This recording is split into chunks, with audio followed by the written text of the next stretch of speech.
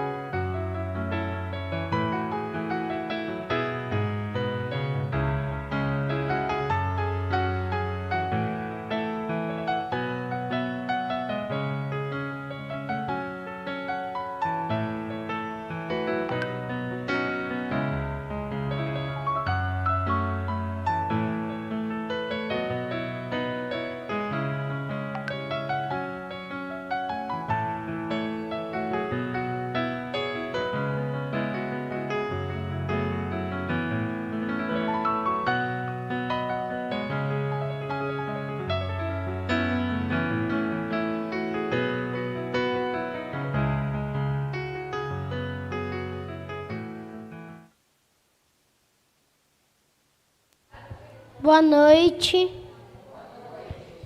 Que todos sejam bem-vindos à Casa Espírita Maria de Nazaré. Que todos tenham uma boa palestra. Que as crianças tenham uma boa evangelização. E eu convido as crianças para a evangelização e o palestrante Diego Garla.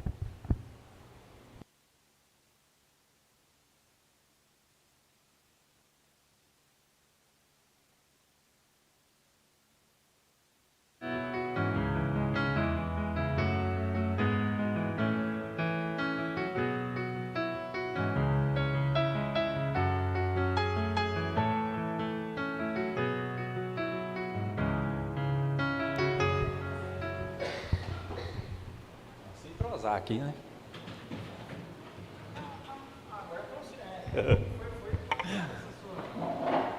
Não consigo ver o DJ ali. Boa noite a todos. Sejam bem-vindos à nossa Casa Espírita para mais uma noite de reflexões, uma noite de busca por entendimento à luz do Espiritismo. Que Jesus esteja em nossos corações, em nossa mente, sondando os nossos pensamentos, para que a gente busque alcançá-lo cada vez mais, sentir Deus cada vez mais presente também na nossa vida. Hoje, tinha um amigo de Macatuba que viria fazer a palestra hoje e de última hora não pôde comparecer. Tá eu aqui como o único que aceitou o cachê que ele não pegou. E enfim, nós, como sempre, não temos um tema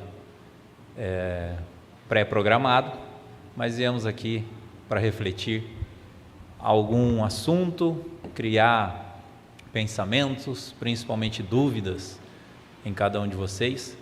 Então vamos fazer uma noite de bastante pensamento e entendimento. Estava eu em casa agora à tarde, na hora que voltei do trabalho, minha esposa estava lá, e aí ela perguntou, né, o que você vai falar? Eu falei, não sei. Aí ela falou, fala sobre a Páscoa. Eu falei, não, falar sobre a Páscoa agora e falar sobre o Natal em dezembro, uma baita de uma criatividade, né? Eu falei, mas como eu sou um bom marido, eu falei, eu vou falar, senão depois da briga também, porque eu não obedeci. Falando em marido, já vou adiantar uma situação, no final a gente vai passar mais sobre isso, porque a maioria das pessoas que acompanham pela casa só assiste o começo do vídeo também, então já vão ficar sabendo do que a gente vai fazer. Hoje eu estava conversando com o pessoal da companhia de teatro Amigos da Luz, que é essa galera aí, que boa parte de vocês conhece do YouTube. Eles tratam os temas da doutrina espírita com uma irreverência, com um humor, porém com um lado doutrinário muito grande. São problemas que a gente vive diariamente dentro das casas espíritas, dentro da nossa vida, seja onde for. E eles estão com essa peça de teatro que chama O Fim, que conta a história de um casal, já há alguns anos, num relacionamento, e começa a passar por alguns perrengues, situações do dia a dia, e com bastante humor eles trazem isso para a nossa vida, né? E nós conseguimos que eles venham em Duartina no dia 17 agora de abril, às 8 horas da noite. É uma segunda-feira, mas é uma grande oportunidade que nós vamos ter de receber uma turma bem conhecida aí da internet, né? E também com uma bagagem muito bacana, né? Não é uma peça qualquer amadora, eles são muito bons, muito bom mesmo. Então vale a pena a gente participar, a divulgação também, pedimos ajuda, porque eles não cobram, tá? Para se apresentar, porém a bilheteria é uma parte para eles, outra parte para pagar os custos da viagem, os custos da casa espírita, porque a gente, energia, ar-condicionado e tudo mais, então é revertido dessa forma, o cachê deles. Então acho muito bacana, muito válido, e 1 quilo de alimento também, que sustenta as obras sociais da nossa casa, não só da nossa casa, e de tantos outros projetos que a gente tem na região aí, que nós vamos atendendo com essas campanhas. Campanha da Páscoa que nós arrecadamos essa semana, a gente conseguiu atender uma instituição de Bauru, que cuida de mais de 200 crianças, fora as nossas aqui. Essa semana foi divulgado lá da Casa de Frutal, onde nós estaremos nesse sábado, e enfim, são vários projetos que nós atendemos com isso daí. O Neto separou um videozinho aqui para mostrar sobre a peça que vai estar em apresentação aqui. Falha técnica.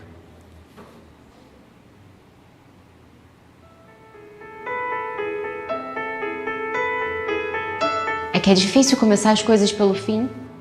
Não seria o final o início de alguma coisa? A música é a mesma, a batida é a mesma. Eu acho que é a gente que tá diferente. Eu não vou sair daqui enquanto você não der uma nova chance pra gente. A gente não começa as coisas pensando que elas vão acabar, né? Mas tudo tem um fim. A nossa vida tá mais pra uma triste comédia. Eu diria mais uma doce tragédia.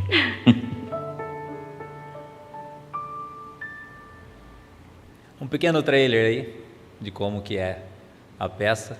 Como eu disse, trata a história de um casal dentro de um relacionamento, assim como todos nós. E com bastante humor e sabedoria vão refletir as nossas vidas aí, possivelmente. Então, no final, vamos falar agora, senão não está muito comercial hoje. Aí no final a gente vai falar mais sobre a peça, tem um outro vídeo também, é bom que segura o povo para assistir, ou eles correm o vídeo no final gravado depois, para só ver o fim. Pessoal, então, sobre a Páscoa, já que eu sou um bom marido, como eu disse, ela vem num contexto histórico, né?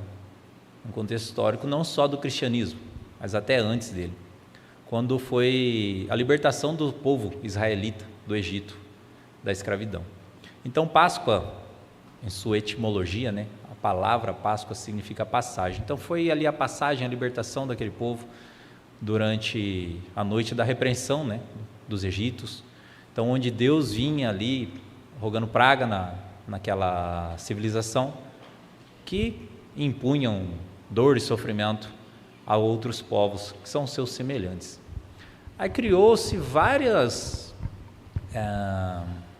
crenças, vários costumes com o tempo, através da Páscoa.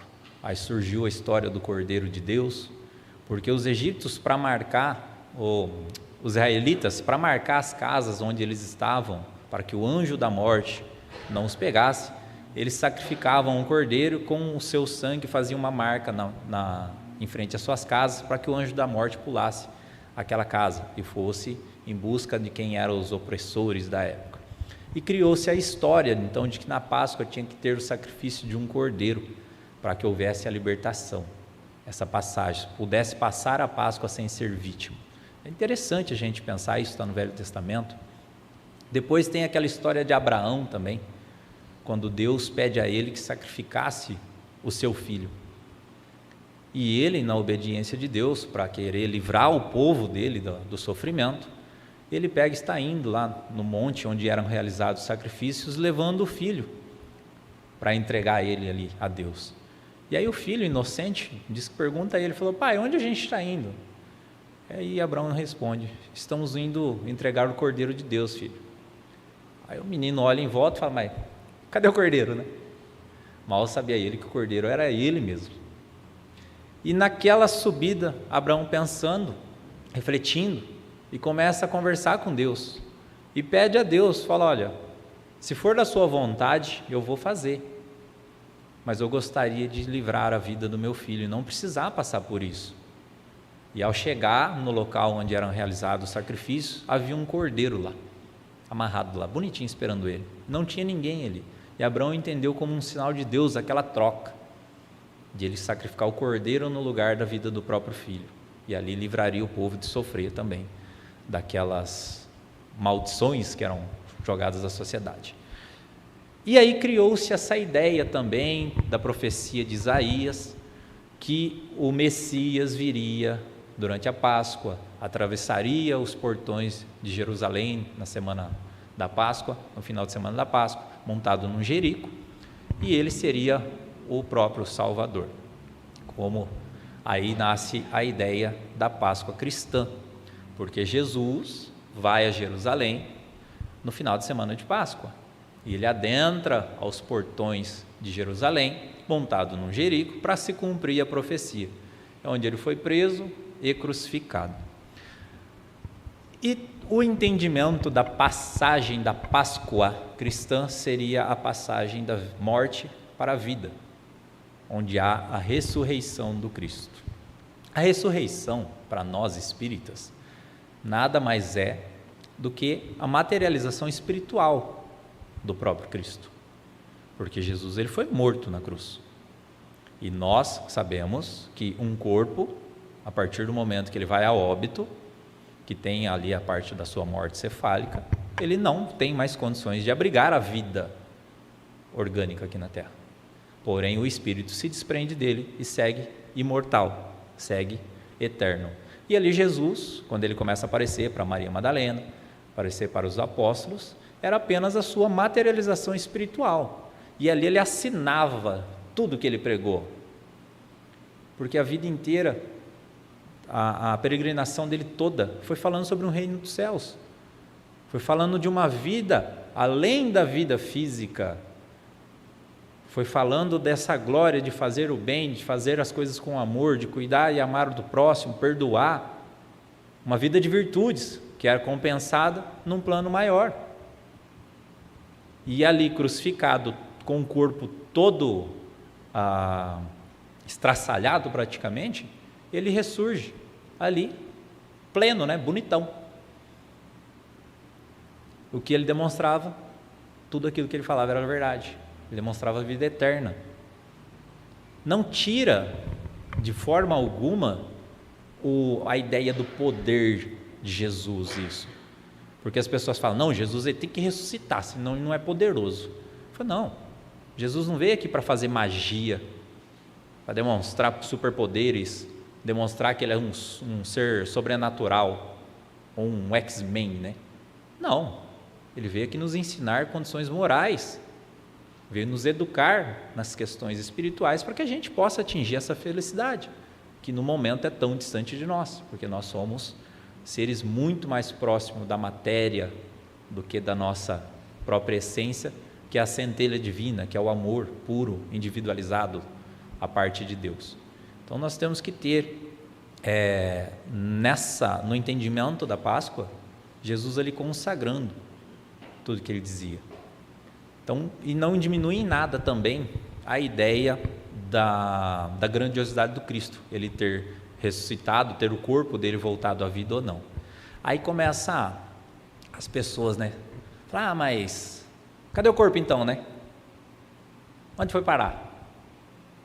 Maria de Madalena chegou lá para querer resgatar o corpo dele, para que enterrasse em um outro local, porque os judeus acreditavam, se você não enterrasse o corpo, se o corpo fosse destruído, não haveria ressurreição, não despertaria na hora do juízo final, os corpos não voltariam a viver, que era a crença deles na época. Então ela falou, se a gente deixar lá, as pessoas vão entrar, vão vandalizar, vão tocar fogo no corpo, vão acabar com aquilo, e Jesus não vai ter um corpo para voltar mais. E aí ela vai lá, chega lá, cadê o corpo? Só estava um manto na caverna de José de Arimateia, da família dele. E aí quem que aparece? Jesus. Aí ela olha espantada, fala, não, mestre, você aqui, está vivo? Aí ela vai querer avançar nele, abraçar, com certeza, se alguém morresse e aparecesse na minha frente, eu ia correr para abraçar. Aí ele, sabendo que ela ia cair do outro lado, ele fala, Maria, não me toque. E aí fala para ela, vai espalhar a notícia, eu estou vivo, eu vivo no reino dos céus. Então Jesus estava ali só demonstrando a eternidade da nossa vida, o corpo sendo apenas um veículo pelo qual a gente transita aqui. Aí todo mundo pergunta, mas e o corpo? Porque todo mundo acredita que ele teve a ressurreição, apareceu e foi migrando, se escondeu. Algumas pessoas falam que ele foi morar com Pedro, com José de Arimateia, nas montanhas afastadas. Se ele fizesse isso, realmente tudo que ele falou não valeria de nada. Por quê? Porque ele estava fugindo e, além de tudo, estava mentindo sobre o seu final. Concordam? Então, cadê o corpo? Nos meus estudos, agora a gente vai entrar num lado um pouco científico, mas a gente vai mostrar em imagens aqui, que eu pedi para o Neto me ajudar, e vamos tentar explicar de uma forma bem legal, para que vocês entendam uma teoria, do que aconteceu com o corpo do Cristo. Existem vários livros, principalmente dos entendimentos espiritualistas, de que diz que o corpo de Jesus, ele se dissipou, se desfez. Alguns falam que era por causa da pureza do seu espírito, outros falavam que Jesus não tinha nenhum corpo, que era um corpo fluídico, porém não, ele tinha um corpo físico. A prova disso é o Calvário. Diga-se ainda, já que eu falei do Calvário, o quanto nós estamos atrasados, nesse entendimento da Páscoa. Porque para muitas pessoas a Páscoa é a crucificação. Jesus foi morto para dar seu sangue a nós e salvar-nos dos nossos pecados. Creio que não, né? Jesus veio nos ensinar a como não pecar. E não veio aqui para a gente, na nossa infelicidade, matar Ele e através do sangue dele se livrar. Se o sangue de Jesus tivesse alguma coisa assim tão poderosa, né, tão a parte que salvasse realmente, na hora que estava na cruz pendurado lá, até um monte de gente com um copinho pegando o sangue dele para levar embora, concorda? Não tinha. Então não é esse entendimento, mas hoje se faz, ao ponto de a gente ver as encenações públicas e a televisão é crucificação, crucificação, paixão de Cristo, é só aquele sofrimento, só aquele martírio, e esquecem do que realmente Jesus veio fazer, que é nos ensinar, nos trazer a condição moral, nos apresentar esse Deus de amor, apresentar a vida eterna como a nossa realidade, e a gente fica lá teimando em crucificar Ele. Imagina para Maria, sua mãe, quando se comemora ali, se lembra, né, a data da sua execução, da sua morte, reviver tudo aquilo de novo.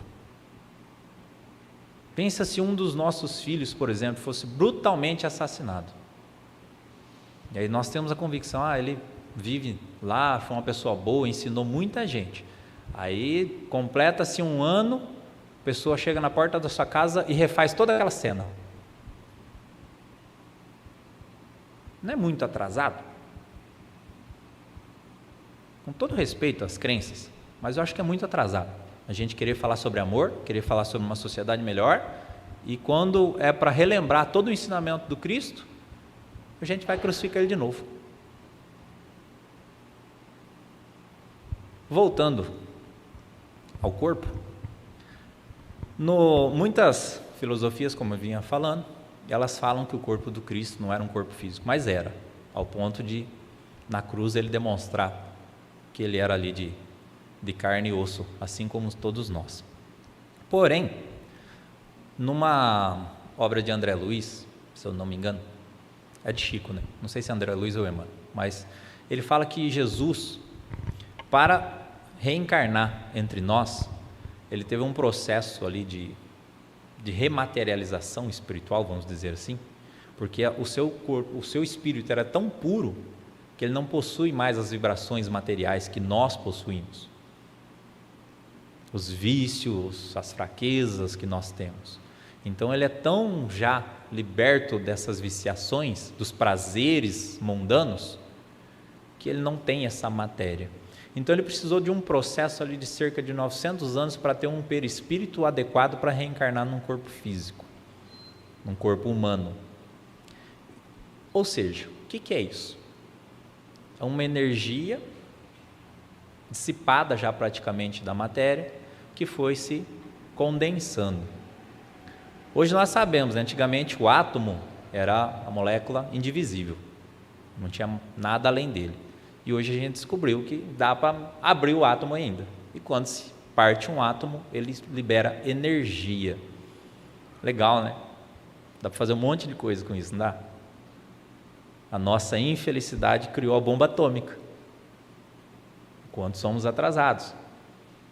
Então, o que é uma bomba atômica? É uma concentração de energia grande, que quando é liberada através da explosão, faz o que faz, certo? Num processo ali de radiação. O que é Jesus? Um espírito tão expansivo que é capaz de cobrir todo o nosso planeta. Quando nós entendemos Jesus, é a consciência governadora do nosso planeta, envolve a todos nós, desde que a gente se esforce um pouquinho para ligar a Ele. O que seria então esse espírito de Jesus dentro de um corpo? Praticamente uma bomba atômica, só que de uma energia benéfica, uma energia pura, uma energia de amor. A radiação ainda é uma energia contaminada, tá? Por que eu estou falando isso? Quando Jesus estava ali, após 3 dias, né, da sua crucificação, onde foi Maria lá e veio a ressurreição, entende-se que o corpo possa ter se dissipado. se desfeito, como se fosse uma liberação dessa energia atômica dentro do seu corpo. Por que eu estou falando isso? Nós temos, como é considerado hoje como um artefato da Igreja Católica, o Santo Sudário, que seria o manto que envolveu Jesus na sua morte. Tá? E esse Santo Sudário, ele possui uma riqueza tão grande de detalhes, porque quando a imagem do Santo Sudário é essa aí,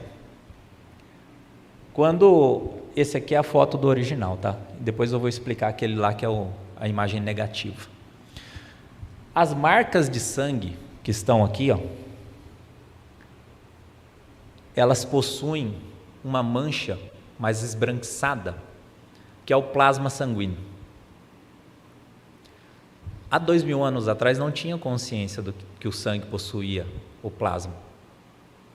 Então, era impossível para um artista da época pintar esse pano como se fosse um quadro, uma tela, para se tornar um artefato da igreja. Não tinha conhecimento. Tá?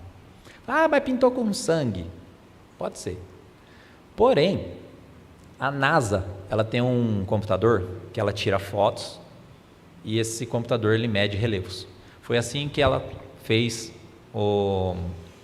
a superfície de Marte. Um satélite tirou fotos de toda a superfície do planeta e aquele computador fazia uma leitura de relevo. É a mesma coisa de eu tirar uma foto dessa mesa aqui, agora ela fazer o relevo do celular que está aqui em cima. E foi usado esse mesmo computador para tirar fotos do Santo Sudário. E foi contestado, né, comprovado, que havia um corpo aí. Porque o pano tem relevo. Ele tem as marcas onde está o rosto, as mãos e tudo mais. Então, tinha alguém aí dentro. Era Jesus? Vamos ver. Outros indícios, né? As feridas que há no corpo são exatamente como descrevem os evangelhos de Lucas, principalmente, que foi escrito bem depois da morte de Jesus. Os evangelhos de João também. As punições que foram dadas a ele por Pilatos era a maior possível, que era as 30 chibatadas. E o chicote, né, do 30 não, 40, se eu não me engano, né? Eram as 40 chibatadas. E o chicote daquela época lá, que dava as chibatadas, eles tinham 3 cordas, e essas cordas possuíam 2 chumbos na ponta. E na contagem de marcações de feridas no Santo Sudário, dá exatamente as 120 marcas. Ou seja, demonstra também que no Evangelho, quando eles oferecem Barrabás ali, né, como uma troca por Jesus, ele não queria crucificar o Cristo, porque as pessoas vinham se rendendo ao que ele falava, porque tinha razão, né, do seu entendimento. Então eles começaram a ter medo. Então você imagina na mão do imperador, falou: meu Deus, se eu matar esse homem, o que ele estiver falando é verdade, estou lascado, né? E o que ele pensa? Eu falei: vou dar a pena máxima, porque ele vai tomar as 40 batatas, não vai conseguir nem andar. E vai lá e faz. Porém, o Cristo cata e continua carregando sua cruz. E com bastante dificuldade. Outro detalhe, na crucificação, a trajetória dele carregar a própria cruz, ele era obrigado a carregar sozinho, não podia receber ajuda. E na Bíblia nós lembramos que na hora que ele não consegue carregar, aquela pessoa que era responsável pela crucificação dele tinha tanto medo daquele caminho de não acontecer a crucificação e Jesus, por um acaso, promover algum feitiço, né, que eles acreditavam, ele pede: ajude esse homem. E as pessoas ajudam ele a carregar a própria cruz. Todas as pessoas que eram crucificadas iam nus. Jesus não foi. Eles vestiram o Cristo, porque eles entendiam ali que era uma pessoa que deveria ser respeitada. Olha quantos fatos. Porém, se a gente observar na imagem do Santo Sudário, ele está nu. Por quê? Porque ali ele já tinha sido morto, era só o corpo. Eles envolveram o corpo nesse manto e levaram até a gruta. Se isso fosse um artefato da igreja, a Igreja Católica nunca ia aceitar pintar Jesus nu. Nunca. Então é mais uma pontuação de que isso aqui pode ser uma verdade. Aí fala, mas foi medido a quantidade de carbono 14, que é uma substância que entende o tempo de vida das coisas, né? Achou um negócio lá no Egito, tem trocentos mil anos, como é que sabe? Calcula a quantidade de carbono 14. E fizeram uma coleta aí, só que não deu o prazo da teologia dos 2000 e tantos anos aí. Falar, então está errado. Então, mas esse manto aqui, ele pode ter sofrido uma alta densidade de exposição a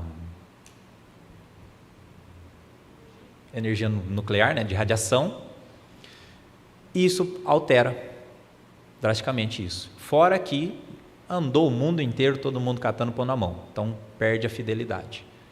Tá? Então há essa possibilidade dessa alteração, devido a essa exposição desse manto. Tá? Beleza. Por que eu estou falando isso? Vocês conseguem observar, esse aqui é o original. O rosto do Cristo aqui, embora não esteja tão visível, a gente consegue ver que ele está em preto, com sombras brancas. O que é isso? É uma imagem negativa. O que é uma imagem negativa? Quando a gente pegava os filmes antigos, não era invertida as cores? Onde é preto é branco, onde é isso, tinha a inversão. Onde é sombra tem luz, onde tem luz é sombra. É isso aqui. Agora vamos mais longe. Pega a fotinha 1 lá, Neto, das imagens de Hiroshima.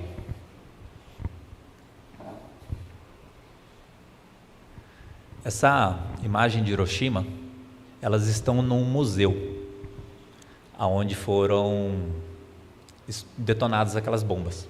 Tá? E todo mundo sabe que era uma bomba atômica. E essas imagens elas são conhecidas como sombras de Hiroshima. O que acontece aqui? A explosão radioativa foi tão grande, o impacto de luz foi tão grande, que os corpos foram dizimados, se decomporam.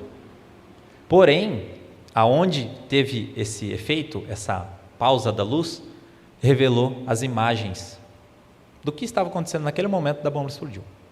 Então isso aqui é uma imagem verdadeira. Era uma criança brincando de pular corda. O corpo da criança se dizimou. Porém, a imagem dela ficou gravada na parede. Porque o efeito de luz foi tão grande que aonde bloqueou na criança, estampou na parede. Põe a outra aí, Neto. Vocês vão observando que estava num dia, uma rotina normal, né? Vai ter essa aqui, ó, de uma senhora subindo a escada, com uma bengalinha ali ainda, ó. Dá para ver? De cabeça para baixo aqui, ó. Os pés dela, o corpo e uma bengala se apoiando. Porque também foi uma exposição grande, decompôs com o corpo e ali ficou gravada a sua imagem. Agora pode pular para do rapaz que está do lado do Santo Sudário. Anormal. O que eu estou falando isso? Essa é uma foto de uma pessoa do lado do Santo Sudário original. Está vendo? O rapaz está normal, visível, e lá a gente vê a imagem ali em sombra do Cristo. Agora passa para a negativa.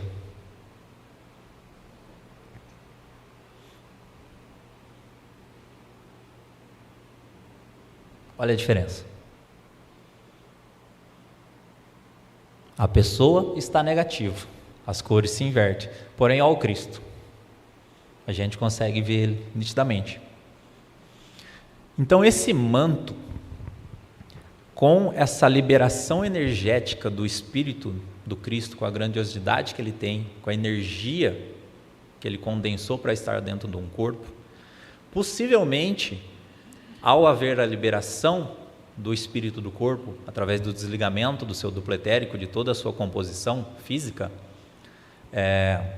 hoje o duplo etérico, que é os fluidos vitais que nós possuímos, é onde a homeopatia nos trata, é onde o tratamento espiritual também faz efeito sobre os nossos corpos. Tá? A ciência hoje está moldando formas de somá-lo, né? De ter uma matéria realmente. Quando o corpo desencarna, alguns dias depois ele perde uma massa. E essa massa, eles dizem que é esse duplo etérico, esse fluido vital. E algumas partes da doutrina espírita, alguns escritores falam que ele leva cerca ali de 3 dias para se desprender efetivamente. Ou seja, 3 dias depois, quando houve o efetivo desenlace do Espírito de Jesus, daquele corpo que ele habitava, possivelmente essa liberação de energia pode ter feito com que o seu corpo decomposse, simplesmente se desfizesse. E essa expansão de luz gravou a sua imagem num manto. Por isso que o corpo não estava lá. Então, são entendimentos da ciência, tá? A gente não está falando de doutrina espírita, de crença, de religião, de nada. São entendimentos da ciência explicando um possível fato do que houve com o corpo do Cristo, que não diminui ele em nada, muito pelo contrário, só aumenta a luz que esse Espírito que esteve entre nós possuía e nos trouxe através do seu ensinamento, do seu amor. Então a gente tem muito mais para ver na Páscoa do que a crucificação, do que a morte, o sofrimento, a paixão de Cristo. Nós temos que lembrar na Páscoa todos os seus ensinamentos. Pouco antes da data da Páscoa, ele estava realizando uma ceia com seus apóstolos. Porque era um comportamento dos essênios realizar uma ceia antes de se despedir das pessoas que gostavam. E ele já sabia disso. Quando ele foi ao Horto das Oliveiras e pedia para eles, falou: vigia, porque eu preciso ter força para o que eu vou viver agora. Ele já sabia que ia ser morto. E aí o que acontece? Ele sai, os apóstolos estão dormindo. Aí ele volta, pediu para vocês ficarem em vigia. Aí ele volta para a oração, aí ele volta, estão dormindo de novo. A preocupação, né? E será que a gente está acordado quando Jesus nos pede para vigiar pelo menos os nossos pensamentos? Não era nem vigiar ele, né? Ou a gente está dormindo? Será que quando Deus está falando conosco, nossa cabeça está onde? Está pensando com o quê? Ontem a gente estava conversando aqui no estudo, me deu uma reflexão, e a gente vê pessoas inteligentes estudarem e falar: virei ateu, de tanto que eu estudei. Porque falam: não consegui achar Deus. Orgulho. Porque quanto mais eu estudo, mais eu vejo que Deus está longe de mim. Mas não por Ele estar longe de mim, é porque eu sou muito pequeno. Eu sou muito pequeno, eu só sou uma faísca do que Ele é. Eu só sou uma centelha do que Ele realmente é. E a minha incapacidade, o meu orgulho, o meu egoísmo, minha vaidade, tudo que eu tenho de ruim, faz com que Deus pareça estar longe de mim. Esses dias agora, estava pensando comigo, né? Falei, parecia que as coisas vêm sempre dando certo, nossa casa espírita fluindo, os nossos projetos, as nossas ideias, ou a ideia da gráfica, tudo caminhando. E de repente minha vida encheu de problema. Aí eu parei, né? Falei: oxe, o que está acontecendo, né? Era sorte? Parou de cuidar de mim? O que está pegando, né? E aí, minha amável Clara me colocou uma situação. Falou: a partir do momento que você se oferece a uma vida melhor, voltada aos ensinamentos do Cristo, é como se você montasse num barco, né? A gente tem sempre essa analogia de Jesus estar no leme da nossa vida, no comando, das direções dos nossos rumos. A gente montasse no barco e confiasse essa transição nossa, nessa viagem nossa. Para a gente se transformar, a gente tem que sair de onde a gente está. E eu montei nesse barco e confiei. Eu falei: não, eu vou mudar a minha vida por Cristo. E de repente, navegando, com o vento soprando a meu favor, tudo lindo, joguei os pés para cima, né? Falei: só vai. De repente acabou o vento, né? O barco parou, eu fiquei olhando em volta, falei, ué, o que está pegando aqui, né? Acabou o combustível, acabou o vento, não vai mais para lado nenhum. Aí de repente eu olhei e falei, nossa, eu estava seguindo só o vento que Deus estava me condicionando. Porém, antes de sair para essa viagem, eu esqueci de conferir se eu estava levando um remo, um motor, ou um colete salva-vida que seja, para fazer a minha parte do esforço nessa viagem. E qual que foi o meu comportamento, né, nesse momento? Brigar com Deus. Fala, por que parou o vento? Em vez de eu enxergar que eu precisava também fazer algo. E também, pela minha infelicidade, eu não conseguia reconhecer. Falei, se por um acaso o vento parou, eu fiquei ali em náufrago por algum tempo, e lá na frente estivesse passando uma tsunami. A gente não sabe o que há além dos nossos olhos, da nossa capacidade de enxergar. Então muitas vezes Deus dá tempos na nossa vida para a gente refletir e nos protegendo de um mal que possa nos atingir. E a nossa infelicidade faz criticá-lo porque ele parou de nos servir. Quando a gente tem Deus como Pai, nós nos tornamos filhos mimados. Nós queremos que Ele faça tudo para nós. E a gente bem sabe que mimar um filho a gente vai criar adultos frustrados. Por quê? Porque eles não vão ter esforço para fazer nada. Eles não vão conseguir lutar para fazer nada, vão querer tudo de mão beijada, tudo pronto, tudo entregue. O que a gente está fazendo das nossas vidas na condição de filho de um pai tão perfeito, de um pai tão amoroso? É difícil sentir a Deus, porque nós somos ainda tanto quanto distante dele, as nossas vibrações, os nossos interesses são tão longe dos verdadeiros propósitos da vida eterna, do reino dos céus.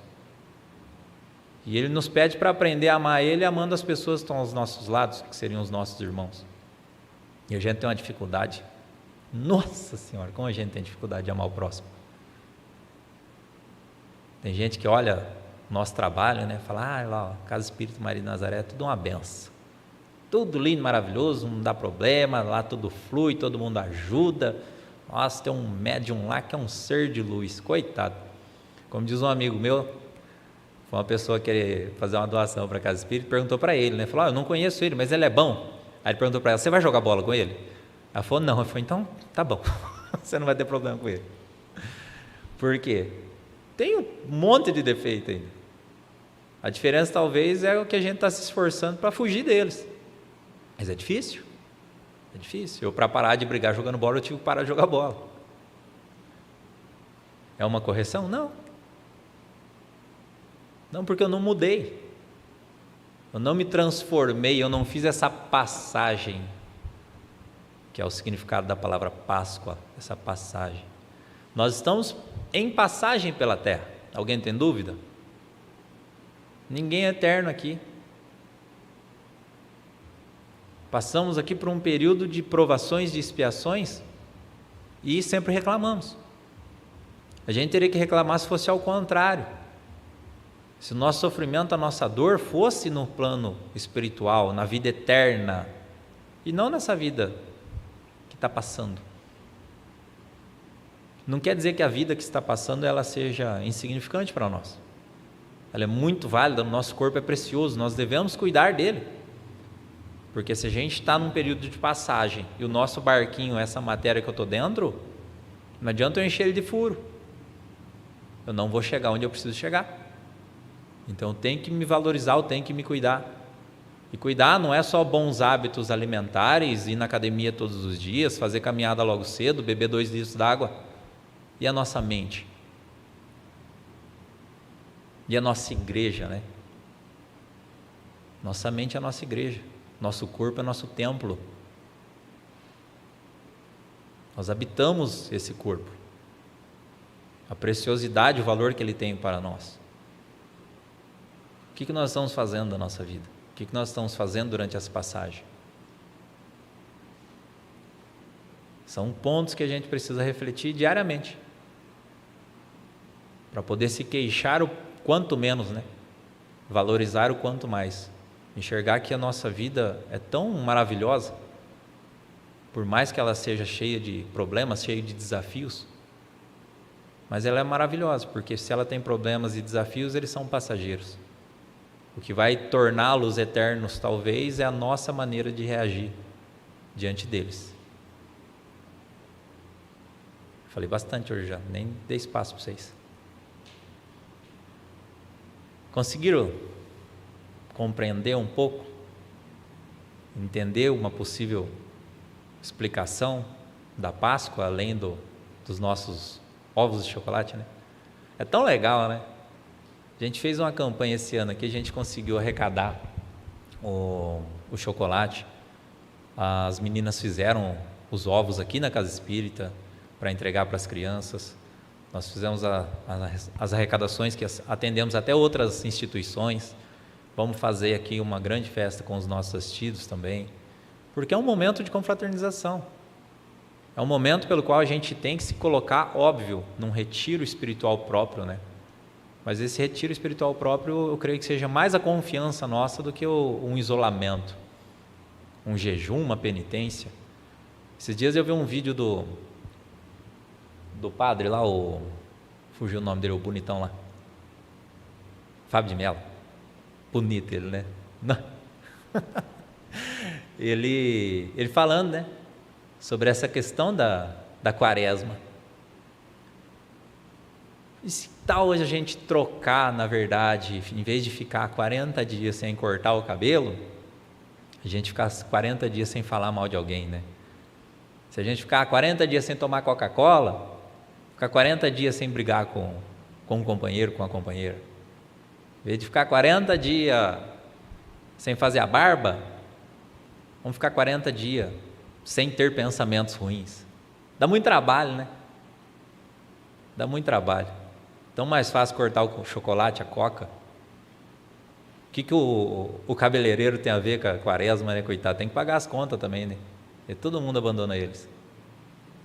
Então o significado dessa concentração, da Semana Santa, que é o período ali que a gente busca orações, busca se abster de algumas coisas, e se a gente se abstesse realmente das coisas ruins, né, que a gente faz, a gente não deixa porque nós gosta. É simples assim. Por que eu não paro de fazer um monte de coisa que eu sou viciado? Porque eu gosto. Eu gosto, me sinto bem às vezes. Às vezes dá até risada, né? Fala, nossa, fiz uma cagada esse fim de semana, e dá risada. Conta para os outros com o maior orgulho, né? As porcarias que faz.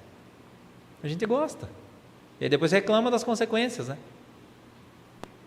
A nossa vida, todos os dias, nós estamos semeando. Todo dia. Enquanto você foi colher alguma coisa que você plantou lá atrás, você está semeando de novo.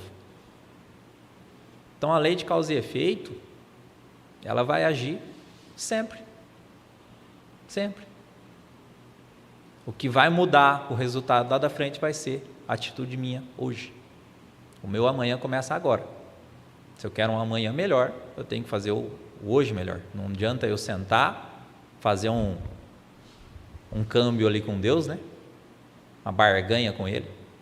Falar, ó, eu estou com um câncer aqui, eu queria que você arrancasse esse câncer de mim e eu paro de tomar Coca-Cola. Ou eu paro de fumar, né? O cara fala, fumou 40 anos, está com câncer no pulmão, aí fala, eu vou parar de fumar se me arrancar o câncer. Se você não arrancar, eu continuo fumando, né? É umas trocas bestas, né? A gente acha que Deus é tonto. Quando tudo que nós pedimos a Deus, nós vamos receber, né? Está na Bíblia, pedi e obtereis. Pedi e obtereis. Só que agora a gente pede realmente coisas que são de bons propósitos, de bons valores. A gente não sabe escolher as coisas boas para nós. Se te desse agora, falar, você tem 10 pedidos para fazer. Todo mundo já pensou num carro, numa casa, numa viagem, dinheiro, pagar, extinguir os meus boletos, um cartão de crédito infinito que não vem fatura. Aí eu falo, nossa, estou feito. Aí vem, infarta e morre. Está na Bíblia também. Aquele agricultor que tinha uma plantação imensa, E ele fala, nossa, vou colher bastante coisa, né? Vou aumentar meu celeiro, vou abastecer, vou guardar tudo e vou sentar e falar, repousa minha alma que agora a gente pode descansar. E aí Jesus fala, louco, hoje mesmo Deus pedirá a sua alma. E o que você vai levar? Celeiro? Grão? Viagem? O dinheiro da conta? Nem os boletos vocês vão levar.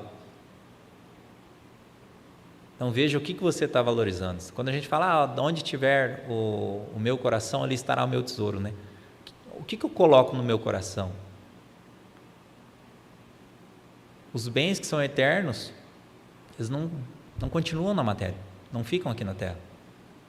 Os bens que são eternos para mim são as pessoas que eu amo. É o bem que a gente faz, o amor que a gente sente. Sou muito apegado na matéria ainda. E eu tenho pouca consciência disso, mas a gente fala para buscar atingi-la cada vez mais. Se fosse agora falar, olha, Diego, você tem 10 pedidos. Eu começaria a colocar nomes neles. Eu colocar minha esposa, meus filhos, meus pais, meu irmão, as pessoas que eu amo, e incluindo coisas que eu falo, não, esses aqui são verdadeiros tesouros que eu tenho hoje. E aí o que me dá a confiança de que Deus é um amor perfeito é que esses tesouros meus são eternos. Embora a gente, em algum momento da nossa vida, vá se separar deles, por um período, eles vão continuar eternos. E terei o tempo infinito para conviver junto com eles. Então, com sabedoria, nós devemos buscar construir melhor as nossas vidas, fazer dessa mensagem que a Páscoa tem algo rotineiro o ano inteiro, né? Todo mundo fala, era bom se fosse Natal o ano inteiro, porque as pessoas ficam boazinhas, caridosas, dão presentes. A Páscoa também promove isso. De uma forma material, né? A gente vai comprar um chocolate, um absurdo, né? Vai comprar uma barra de chocolate, ela custa R$15, você compra o ovo, ele custa 100, com menos chocolate. Estava comprando os ovos das minhas crianças, falei para Paula, como a gente é tonto, né? Vem e compra, né? Com o maior gosto ainda, né? Põe na sacolinha e fala, filho, olha que delícia, 5 minutos acabou o chocolate. Daqui 30 dias vem a fatura do cartão. Muito bom, gente. Alguém tem pergunta? Nem dei espaço para vocês hoje. Nada aí? Então tá bom. Então vamos rezar. Vamos rezar? Não, vamos fazer os nossos merchan, vamos aproveitar. Hoje tem um monte de mensagem, gente. Eu ia falar dele. Dia 28, teremos o nosso famoso yakisoba do Rona, que agora a gente batizou do yakisoba da Casa Espírita, que vai ajudar a renda desse projeto aqui. É interessante a gente falar.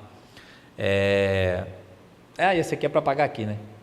Nós vamos colocar uma porta naquele vão ali, devido ao ar-condicionado, para conseguir melhorar o ambiente aqui, principalmente no dia de sessão, no dia de atendimento, também diminuir o barulho. Então vai ser investido aqui na infraestrutura da Casa Espírita, dando mais conforto às pessoas que frequentam aqui. Então uma forma de a gente pagar pelos custos nossos, a gente faz uma campanha de uma forma amigável, a gente troca as coisas, né? Não vamos pedir dinheiro para pagar a porta, vamos trabalhar, arrecadar, e aí a gente paga nossas contas, tá? E daqui uns dias a gente vai fazer uma outra campanha também, para ajudar uma casa espírita de Bauru, tá? Para fazer uma reforma num telhado lá. Mas essa aqui é para a nossa instituição. O yakisoba está sendo vendido a R$30. Quem puder nos ajudar, principalmente com a venda, é só conversar com o Maurício ali. Nós fizemos uns talãozinhos, aí leva o talão, nos ajuda a vender, vende para a família. É um negócio bom com força mesmo, o yakisoba dele. E a gente será entregue no dia 28. Também precisaremos de pessoas para trabalhar. Quem quiser se voluntariar, a cozinha é sempre aberta para receber novos amigos, tá? Sábado agora nós temos o nosso bazar também, das 8 às 14 horas. O bazar é muito importante para a gente conseguir manter os nossos trabalhos aqui, pagando as contas da Casa Espírita, ampliando cada vez mais os nossos projetos. Então quem puder participar, ajudar, divulgar, trabalhar também, está convidado. E novamente fazendo a divulgação Eita, tem mais coisa. A dia 15, na outra semana ainda, temos a sessão de psicografia aqui em Duartina, no sábado, a partir das 13 horas. Nós sempre divulgamos junto, não tem necessidade de inscrição, de reserva de lugar, não tem custo principalmente, é só vir até a Casa Espírita no horário. Todas as pessoas que vêm aqui são atendidas, participam da sessão. Obviamente que nem todas recebem cartas, porque a gente não tem capacidade para isso, nem mediunidade, nem corpo físico para isso, mas fazemos o máximo do nosso esforço aqui para atender o coração de todos vocês. E agora, mais uma vez, a divulgação da peça de teatro Fim, com a Companhia de Teatro do Rio de Janeiro, Amigos da Luz. Estarão aqui no dia 17, uma segunda-feira, a partir das 20 horas. Então, a renda aí de ajuda de custo para eles viajarem, trazer a mensagem da doutrina, junto com 1 quilo de alimento que vai destinado à nossa instituição e tantas outras que a gente compartilha. Esse sábado agora a gente vai estar lá em Frutal, Minas Gerais. Vamos levar alimentos também, a gente ajuda um projeto de evangelização lá maravilhoso, exemplar. Quem quiser conhecer a casa, procura lá. Grupo Espírita Irmã Sheila de Frutal, é GIS, está sempre nas nossas páginas. Projeto lindo, inspirador, motivador. E esses alimentos servem também para atender pessoas que estão a 500 quilômetros aqui. São várias instituições que a gente acolhe e também somos acolhidos, tá? E agora a gente vai passar um outro videozinho do Amigos da Luz, para vocês conhecerem, para quem nunca viu, o trabalho deles de uma forma irreverente, nos traz doutrina, reflexão e muito ensinamento. Eu gosto desse lado do humor, né, da alegria, porque, como a Clara diz, né, seriedade não demonstra moralidade. Muitas vezes a pessoa quer se pôr como uma pessoa evoluída e se torna um arrogante. E eu já gosto de dar risada, de estar junto com as pessoas e tornar cada momento alegre, prazeroso, porque se nós estamos aqui em busca da felicidade, eu não imagino a felicidade sem alegria. Então vamos assistir, depois nós vamos para o atendimento dos passes e os nossos agradecimentos já ficam já. Que Deus abençoe a todos vocês, agradeço pela atenção, pela presença de cada um, que possamos cada vez mais nos unir nessa casa, com o propósito de caminhar juntos, buscando um pouquinho de aprendizado, compartilhando aquilo que a gente estuda, que a gente vive, para que as nossas vidas tenham mais sentido, a gente tenha mais força superando cada dificuldade. Muita paz a todos. Você é uma rainha. É bela. Isso, muito bonita. É, super poderosa, assim. Rainha Elizabeth. Não, cara. Pelo amor de Deus, César, eu falei bonita. Bonita, cara. Fizeram até um filme dela. É. Tá, peraí. Rainha. Isso. Bela. Isso. Morri envenenada. É. Nem, ó. Ah, você entregou tudo. Ah, Cleópatra. Também depois dessa aqui não ia acertar, né? Mas também se eu não desse a dica, a gente ia ficar até amanhã, porque ele tá muito também mole. tem isso, Pela meia hora já. Tá, agora é minha vez. Vai. Vai lá. Eu sou um homem. Não. Não? Então sou uma mulher. Não. Então um bicho. Não é bicho. Ó, gente, assim tá difícil. Me dá uma dica então, né? Você é o criador. Ah, mas aí você deu a resposta. Criador? Mas criador de quê? De quê? Criador de tudo. De tudo. Olha, você é o início, o fim E o meio. Eu sou Raul Seixas. Não, que isso? isso. Quem é o Seixas? Mas a música é dele. Não, meu filho, você é a inteligência suprema. Inteligência suprema. Suprema. Einstein? Você sabe o que é suprema? Não. Você é uma inteligência ao infinito. Aliás, você é o infinito. O que é infinito o que, ô cabeção? Infinito é só um detalhe. Não confunde. Olha só, você não é homem, você não é mulher, você não é bicho. Para tudo. Zera. Vamos zerar, tá bom? Vamos zerar. Zero. Vamos começar. Tá, zerou. Tá zerado? Tá zerado. Vamos lá. Tá, não sou homem. Não. Não sou mulher. Também não. Também não sou bicho. Não é. Tá, então eu sou feito de quê? De nuvem. Ô, César, não dá pra dizer do que ele é feito. A gente não tem tutano, assim, pra gente entender do que ele é feito. Porque você não é feito, assim, de uma coisa, porque você é imaterial, imutável, único, todo-poderoso, justo e bom. Você é a causa primária de todas as coisas. Agora ficou mole demais, pô. Com essa dica ele vai acertar. Agora eu mato. Eu sou o Big Bang. Você é uma mula. Posso tentar? Tenta aí. Olha, vou avisando. Tá difícil. Pai, o que você faria se eu sumisse? Que isso, Pedrinho? Que papo é esse agora? Se eu saísse do colégio e não voltasse pra casa? Ué, eu chamava a polícia, ó. E se a polícia não fizesse nada? Ué, se a polícia não fizesse nada, Eu mesmo ia atrás de você até o fim do mundo, meu filho. Mas se nada adiantar de fazer e você nunca mais me achasse. Sei, meu filho. Eu sou assim que eu nunca ia desistir de você. Eu acho que todos os dias eu ia rezar pedindo a Deus para que você...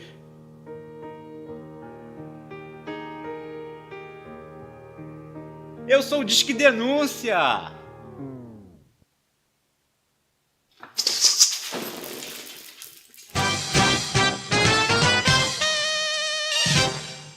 Vai, gente, dá dica. Você é aquela coisa que a pessoa faz quando gosta do canal. Assiste. Não, quando gosta muito. Ama. É também, mas é quando tem login no YouTube pra você acompanhar. Ah, comenta. Não. Você gostou demais, o que você faz? Eu compartilho. Também, mas assim, pra você não perder os vídeos. Aí eu vou curtir.